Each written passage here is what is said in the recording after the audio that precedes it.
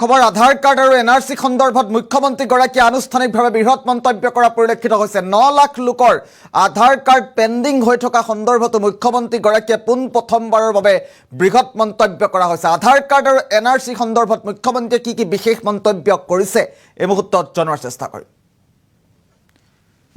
অত্যন্ত গুৰুত্বপূৰ্ণ খবৰ এই মুহূৰ্তত আধাৰ কাৰ্ড আৰু এনআৰসিক লৈ মুখ্যমন্ত্ৰীৰ বৃহৎ মন্তব্য। মুখ্যমন্ত্ৰী হিমন্ত বিশ্ব শৰ্মাৰ তৰফৰ পৰা কেইবাটাও ডাঙৰ মন্তব্য কৰা হৈছে। 9 লাখ লোকৰ আধাৰ কাৰ্ড পেণ্ডিং হৈ আছে বুলি মন্তব্য কৰিছে মুখ্যমন্ত্ৰী ডক্টৰ হিমন্ত বিশ্ব শৰ্মাই। 9 লাখ লোকৰ মাজত বঙালী আৰু মুছলমান লোকৰ নাম নাই বুলি কৈছে মুখ্যমন্ত্ৰীয়ে।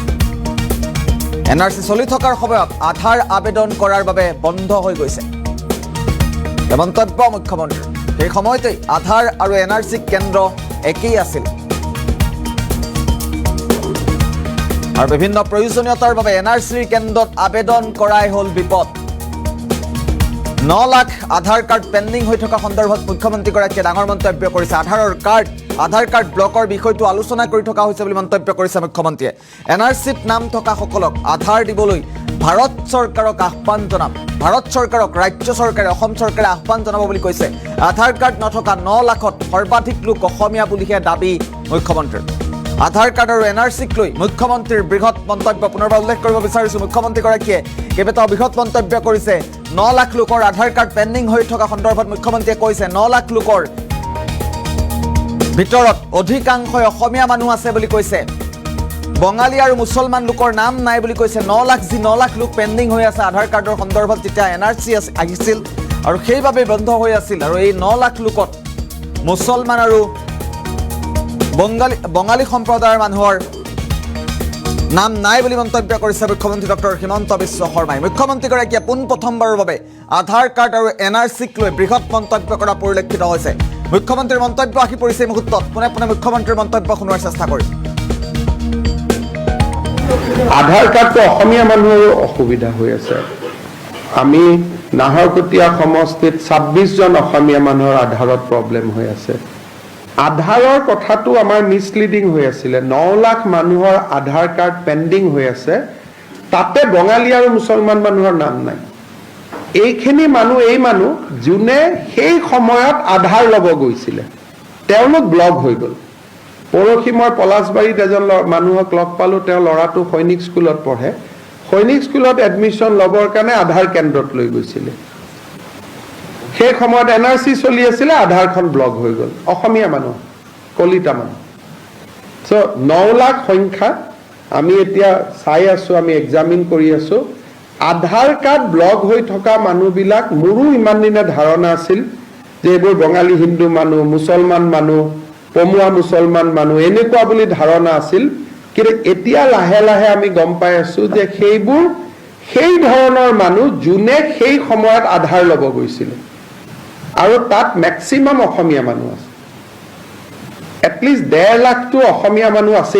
এতিয়া আমি লিষ্টখন আধাৰ অথৰিটিৰ পৰা বিচাৰিছোঁ যে 9 লাখ মানুহৰ নামবোৰ কোন। প্ৰথম মোৰো ধাৰণা আছিল যে এই 9 লাখ এনআৰচিত নাম নোহোৱা মানুহৰ নাম আধাৰত ব্লক হৈ আছে বুলি। এতিয়া মই যোৱা 2 মাহত অলপ খুব সূক্ষ্মভাৱে বহিছোঁ কাৰণে মই গম পালোঁ যে সেইবোৰ মানুহ, ধৰক মোৰ ল'ৰাক সেইটো সময়ত চেণ্ট্ৰেল স্কুলত নাম ভৰাব লাগে, মোক আধাৰ লাগে। আধাৰ আৰু এনআৰচিৰ কেন্দ্ৰ একে আছিলে, সোমাই গ'ল, ব্লক কৰি দিলে। সেইকাৰণে মানুহবিলাকে মোক মিটিঙত গ'লে, এইবাৰ ইলেকশ্যনত মই গম পালোঁ নাহৰকটীয়াত অসমীয়া মানুহবিলাকে আহি মোক ধৰিলে, ছাৰ আমাৰ আধাৰ ব্লক হৈ আছে।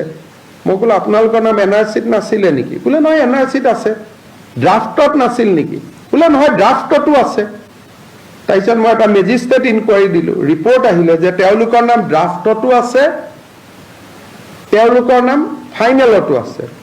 তেতিয়া আমি ইনকুৱাৰী কৰিলোঁ যে এওঁলোকৰ এনআৰচিটো কিয় ব্লক হ'ল।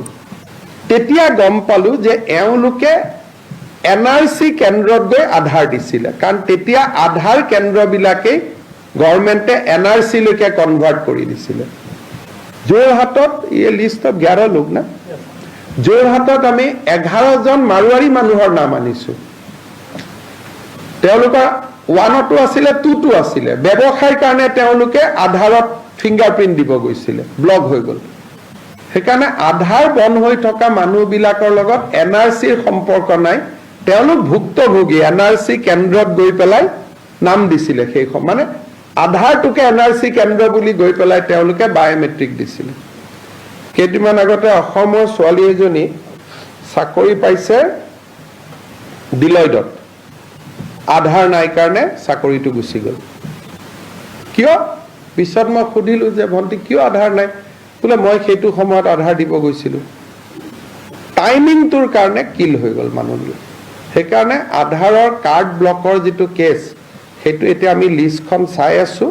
যদি আমাৰ এছেছমেণ্টটো শুদ্ধ হয়, আমি ভাৰত চৰকাৰৰ লগত এক্টিভলি লাগিম যাতে NRCখিনি অন্ততঃ থলুৱা বা ভাৰতীয় মানুহখিনিৰ খুলি দিয়ে, যাৰ যাৰ NRCত নাম আছে।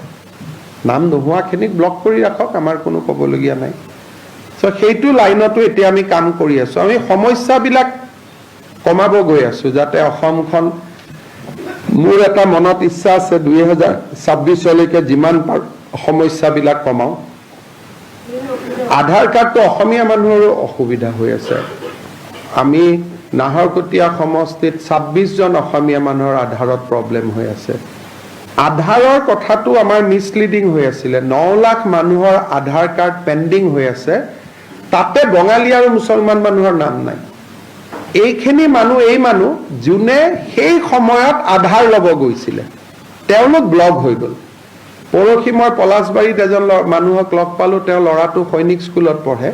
সৈনিক স্কুলত এডমিশ্যন ল'বৰ কাৰণে আধাৰ কেন্দ্ৰত লৈ গৈছিলে। সেই সময়ত NRC চলি আছিলে, আধাৰখন ব্লক হৈ গ'ল। অসমীয়া মানুহ, কলিতা মানুহ। চ' 9 লাখ সংখ্যা আমি এতিয়া চাই আছোঁ, আমি এক্সামিন কৰি আছোঁ। আধাৰ কাৰ্ড ব্লক হৈ থকা মানুহবিলাক, মোৰো ইমান দিনে ধাৰণা আছিল যে এইবোৰ বঙালী হিন্দু মানুহ, মুছলমান মানুহ, পমুৱা মুছলমান মানুহ, এনেকুৱা বুলি ধাৰণা আছিল। কিন্তু এতিয়া লাহে লাহে আমি গম পাই আছোঁ যে সেইবোৰ সেই ধৰণৰ মানুহ যোনে সেই সময়ত আধাৰ ল'ব গৈছিলে, আৰু তাত মেক্সিমাম অসমীয়া মানুহ আছে। এটলিষ্ট 1.5 লাখটো অসমীয়া মানুহ আছে। এতিয়া আমি লিষ্টখন আধাৰ অথৰিটিৰ পৰা বিচাৰিছোঁ যে 9 লাখ মানুহৰ নামবোৰ কোন। প্ৰথম মোৰো ধাৰণা আছিল যে এই 9 লাখ NRCত নাম নোহোৱা মানুহৰ নাম আধাৰত ব্লক হৈ আছে বুলি। এতিয়া মই যোৱা 2 মাহত অলপ খুব সূক্ষ্মভাৱে বহিছোঁ কাৰণে মই গম পালোঁ যে এইবোৰ সেইবোৰ মানুহ, ধৰক মোৰ ল'ৰাক সেইটো সময়ত চেণ্ট্ৰেল স্কুলত নাম ভৰাব লাগে, মোক আধাৰ লাগে। আধাৰ আৰু NRC কেন্দ্ৰ একে আছিলে, সোমাই গ'ল, ব্লক কৰি দিলে। সেইকাৰণে মানুহবিলাকে মোক মিটিঙত গ'লে, এইবাৰ ইলেকশ্যনত মই গম পালোঁ, নাহৰকটীয়াত অসমীয়া মানুহবিলাকে আহি মোক ধৰিলে, ছাৰ আমাৰ আধাৰ ব্লক হৈ আছে। মই ক'লো আপোনালোকৰ নাম NRCত নাছিলে নেকি? বোলে নহয় NRCত আছে। ড্ৰাফটত নাছিল নেকি? বোলে নহয় ড্ৰাফটতো আছে। তাৰপিছত মই এটা মেজিষ্ট্ৰেট ইনকুৱাৰী দিলোঁ, ৰিপৰ্ট আহিলে যে তেওঁলোকৰ নাম ড্ৰাফটতো আছে, তেওঁলোকৰ নাম ফাইনেলতো আছে। তেতিয়া আমি ইনকুৱাৰী কৰিলোঁ যে এওঁলোকৰ NRCটো কিয় ব্লক হ'ল। তেতিয়া গম পালোঁ যে এওঁলোকে NRC কেন্দ্ৰত গৈ আধাৰ দিছিলে, কাৰণ তেতিয়া আধাৰ কেন্দ্ৰবিলাকেই গভৰ্ণমেণ্টে NRCলৈকে কনভাৰ্ট কৰি দিছিলে। যোৰহাটত, এই লিষ্টত 11 লোক না, যোৰহাটত আমি 11জন মাৰোৱাৰী মানুহৰ নাম আনিছোঁ। তেওঁলোকৰ 1তো আছিলে, 2তো আছিলে। ব্যৱসায়ৰ কাৰণে তেওঁলোকে আধাৰত ফিংগাৰপ্ৰিণ্ট দিব গৈছিলে, ব্লক হৈ গ'ল। সেইকাৰণে আধাৰ বন্ধ হৈ থকা মানুহবিলাকৰ লগত NRCৰ সম্পৰ্ক নাই, তেওঁলোক ভুক্তভোগী। NRC কেন্দ্ৰত গৈ পেলাই নাম দিছিলে সেই মানে আধাৰটোকে NRC কেন্দ্ৰ বুলি গৈ পেলাই তেওঁলোকে বায়'মেট্ৰিক দিছিলে।